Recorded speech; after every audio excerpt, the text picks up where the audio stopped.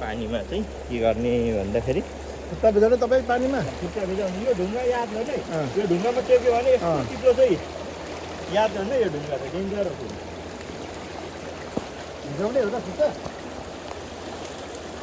भिजाउने हो नि म पनि आएको ल यहाँ राजेन भाइ जुत्ता खोल्दै परवेश भाइ खुट्टा चोबाल्ने र मजाले आनन्द लिँदै अरुण नदीको किनारमा बसेर भाइहरू आनन्द लिँदैछन् लिँदै हुनुहुन्छ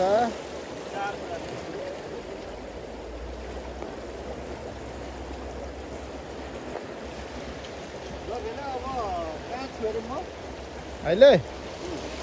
अहिले तिमी कहाँ छौ लेको घाटको अरुण नदीमा पौडी खेल्नलाई तयारी पौडी खेल्न पनि हो कि क्या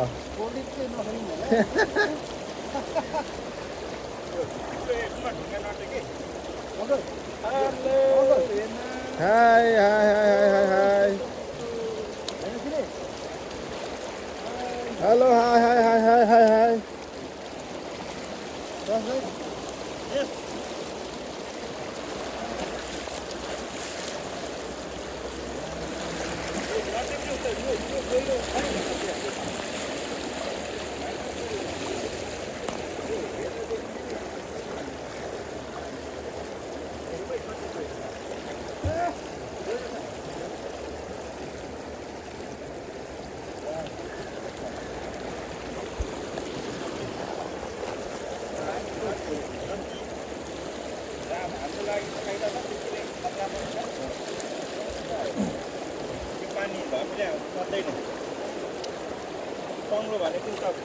यता हेरौँ त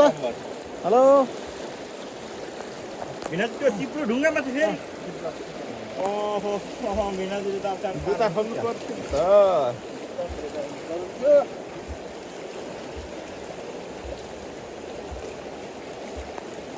यहाँ आउने यहाँ आउने न म समाइदिन्छु